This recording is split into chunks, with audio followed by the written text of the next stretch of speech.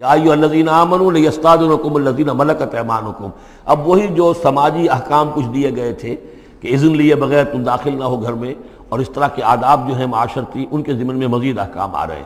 یہ سورہ مبارکہ کی ترتیب یہ ہے، یوں سمجھیے کہ جیسے کوئی انگوٹھی ہو اور بڑا سا ہیرا جو ہے لگا ہوا ہے، دونوں طرف جو ہے وہ اس کا پتلے سائڈ سے، یہ ہار ہے، اور اس کے نیچے جو ہے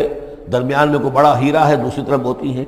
اس کے بالکل وسط میں 5واں رکوع ہے، یہ اللہ نور السماوات والارض مثل نورہ کمشکاۃ فیہا مصباح،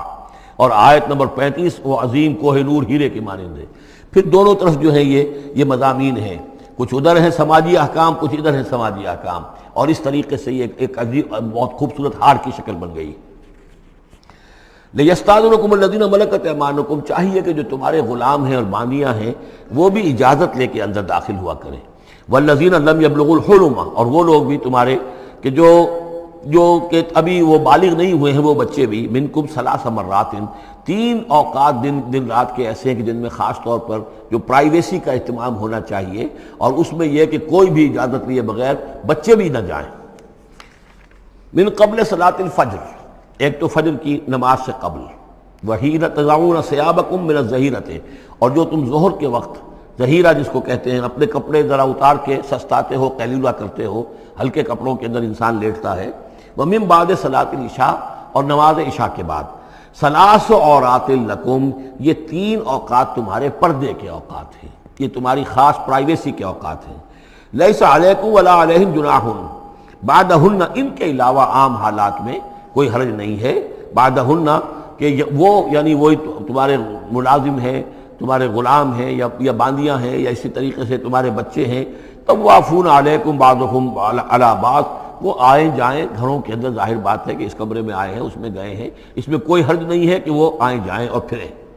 کذالک یبین اللہ لکم الآیات، اسی طرح اللہ تعالیٰ تمہارے لیے اپنی آیات واضح کر رہا ہے، واللہ علیم حکیم، اور اللہ تعالیٰ علیم اور حکیم ہے۔ وَإِذَا بَلَغَ الْأَطْفَالُ مِنْكُمُ الْحُلُمَ، اور جب تمہارے بچے جو ہیں، جو لڑکے ہیں، وہ بھی بالغ ہو جائیں، انہیں سب سمجھ آ جائے، جو بھی معاملات ہیں دونوں شوق کے، فَلْيَسْتَأْذِنُوا كَمَا اسْتَأْذَنَ الَّذِينَ مِنْ قَبْلِهِمْ، تو پھر وہ بھی اذن لے کر اسی طرح داخل ہوا کریں جیسے کہ پہلا حکم آیا تھا کہ اذن لیے بغیر گھر میں داخل نہ ہو۔ کذالک یبین اللہ لکم آیاتہ، اس طرح اللہ تعالیٰ تمہارے لیے اپنی آیات کو واضح کر رہا ہے، واللہ علیم الحکیم، اللہ علیم اور حکیم ہے۔ والقواعد من النساء اللاتي لا يرجون نکاحا، اور وہ عورتیں تمہارے میں سے، تمہاری خواتین میں سے کہ جو اب بیٹھ رہی ہوں، یعنی لا یرجون نکاحا، اب وہ نکاح کی امیدوار نہ ہوں،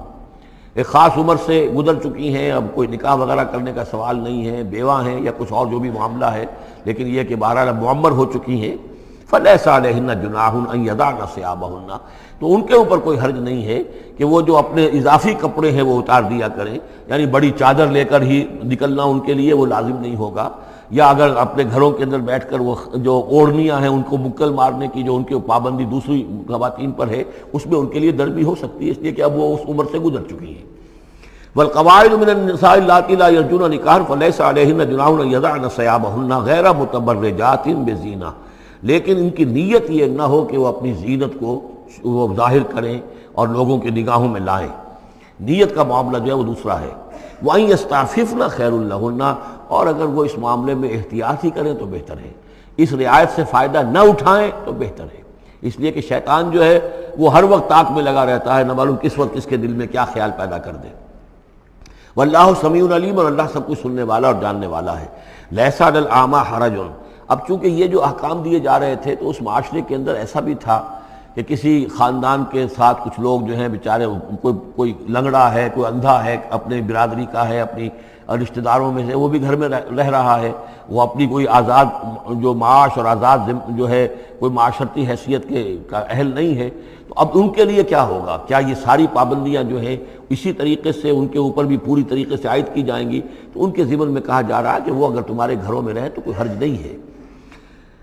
لیس علی الاعمی حرج، کوئی کسی اندھے کے اوپر کوئی حرج نہیں ہے، کوئی تکلیف نہیں ہے، ولا علی الاعرج حرج، اور نہ ہی کسی لنگڑے پر، ولا علی المریض، اور نہ بیمار پر، حرج ولا علی انفسکم، نہ تمہارے اوپر کوئی اس میں کوئی تنگی ہے، ان تاکلوا من بیوتکم و بیوت آبائکم، کہ تم کھانا کھایا کرو اپنے گھروں سے، اپنے باپوں کے گھروں سے، اور بیوت امہاتکم، یا اپنی ماؤں کے گھروں سے، اور بیوت اخوانکم، اپنے بھائیوں کے گھروں سے، اور بیوت اخواتکم، یا اپنی بہنوں کے گھروں سے، اور بیوت اعمامکم، یا اپنے چچاؤں کے گھروں سے، اور بیوت عماتکم، یا اپنی پھوپھیوں کے گھروں سے، اور بیوت اخوالکم، یا اپنے ماموؤں کے گھروں سے، اور بیوت خالاتکم، یا اپنی خالاؤں کے گھروں سے، او ما ملکت مفاتحہ، یا یہ کہ جس کی کنجیاں تمہارے ہاتھ میں ہے، کارخانہ ہے، اس کے مالک ہی تم ہو، وہاں جاؤ اور وہاں پر جا کر کھانا پینا ہو تو کھاؤ، اور صدیقکم، یا تمہارے اپنے دوست ہیں اس کے گھر سے، لیس علیکم جناح ان تاکلوا، کوئی حرج نہیں ہے تم پر اس میں، ان تاکلوا جمیعا، کہ سب مل کر کھاؤ، او اشتاتا، یا علیحدہ علیحدہ کھاؤ۔